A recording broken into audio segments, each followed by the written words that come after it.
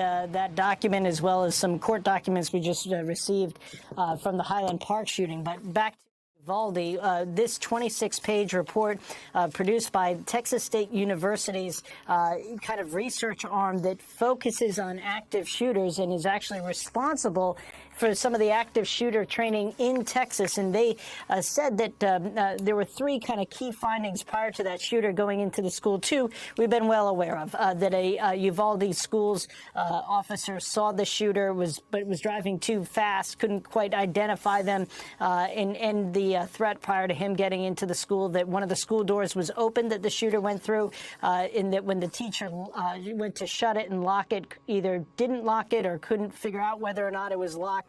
But the third component of this is something that is new today, and that was information received that a Uvalde City police officer apparently had the shooter in his rifle sight. So he had a rifle, he was in his sights, identified the shooter as having a gun, asked for permission, though, to shoot first, and by the time the shooter was out of range, it was over. So he never got permission to fire that shot, and he never fired the shot himself, presumably with the shooter in his sights. Had he fired, the shooter at the Uvalde school, the Robb Elementary School, never would have been able to get in to those classrooms. The report says Texas law would have allowed him to fire in that instance because it would have been reasonable for the police officer to believe that the shooter was in a position to commit a crime, namely murder. And under Texas state law, he could have fired without asking for any approval. So that is